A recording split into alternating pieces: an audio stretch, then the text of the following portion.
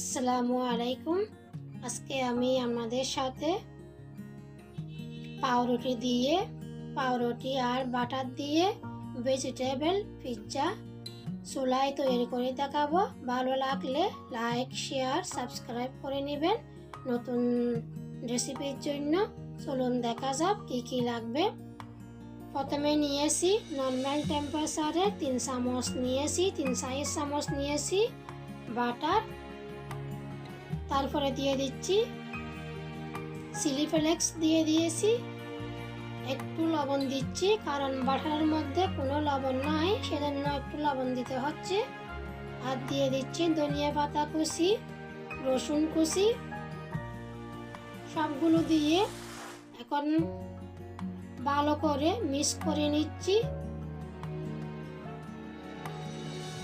তো আমার সম্পূর্ণ মিক্স করা হয়ে গেছে, সম্পূর্ণ রেডি হয়ে গেছে। এখন সাইড করে রেখে দিয়েছি। এক টুকরো নিয়েছি পাউরুটিটা ছুরির সাহায্যে আমি টুইঙ্কেল করে কেটে নিচ্ছি। আপনারা আপনাদের পছন্দ মতো করে আপনারা কেটে নিতে পারেন, কোনো সমস্যা নাই। এখন ছুরির সাহায্যে একটু সেদ্ধরা করে নিচ্ছি। সাবধানে করবেন যেন পাউরুটি ছিঁড়ে যেতে পারে, সেজন্য একটু সাবধানে করবেন। এখন দিয়ে দিচ্ছি একটা কাঠি দিয়ে দিচ্ছি, ওগুলো হচ্ছে আইসক্রিমের, ওটা সাবধানে আমি গেঁথে নিয়েছি। সবগুলো আমি এভাবে একইভাবে সবগুলো আমি ব্রেড কেটে নিচ্ছি, কেটে রেডি করে নিচ্ছি। তারপরে যে আমি বাটার দিয়ে যে মিক্সারটা তৈরি করছি ওইগুলো পাউরুটির মধ্যে চামচের সাহায্যে ভালোভাবে লাগিয়ে নিয়েছি। তো আপনারা এভাবে করে নিতে পারেন। সব রেডি হয়ে গেছে। এদিকে তাওয়া চুলার মধ্যে বসিয়ে দিয়েছি, লো আঁচের মধ্যে বাটার দিয়ে সবগুলো পিৎজা বসিয়ে দিচ্ছি এক এক করে। তো সম্পূর্ণ বসিয়ে দিয়েছি। এখন দিয়ে দিচ্ছি উপরে দিয়ে দিচ্ছি মজরেলা চিজ।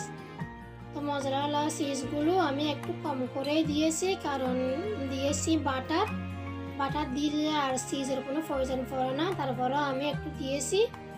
তারপরে দিয়ে দিয়েছি সুইট কর্ন বা বেবি কর্ন বা ভুট্টা, ওগুলো দিয়ে দিয়েছি, যেগুলো কচি ভুট্টা ওগুলো দিয়ে দিয়েছি। তারপরে দিয়ে দিয়েছি অলিভ, কালো অলিভ ছিল আমার কাছে, কালো অলিভ দিয়ে দিয়েছি। আপনাদের কাছে যদি পেঁয়াজ পাতা বা ক্যাপসিকাম থাকে ওগুলো আপনারা দিতে পারেন, ওটা আপনাদের পছন্দ মতো করে আপনারা পেঁয়াজ ওগুলো দিতে পারেন আর কাঁচামরিচ দিতে পারেন। তো আমি কাঁচামরিচ দিই নাই, ওটা আপনাদের পছন্দ মতো করে আপনারা তৈরি করে নিতে পারবেন।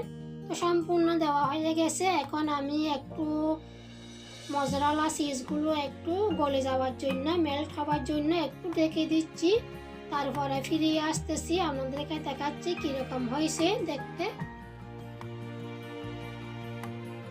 দেখুন আমি সবগুলো উঠিয়ে নিয়েছি, উঠিয়ে প্লেটের মধ্যে নিয়ে নিয়েছি। তারপরে আপনাদেরকে দেখাচ্ছি কেমন হয়েছে। এটা বাচ্চারা খুবই পছন্দ করে।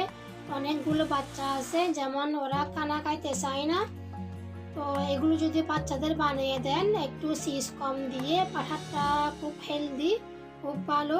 তো বাচ্চারা এমনি খাবে আর সকালে বা বিকালে টিফিনের জন্য এই রেসিপিটি খুব সহজে ঘরের মধ্যে বানিয়ে তৈরি করে নিতে পারেন। বাইরের কোনো হাবিজাবি না খেয়ে আপনারা বাচ্চাদেরকে এই রেসিপিটি ঝামেলা ছাড়া ঘরের মধ্যে তৈরি করে নিতে পারবেন। ভালো লাগলে অবশ্যই আপনারা ট্রাই করে দেখবেন।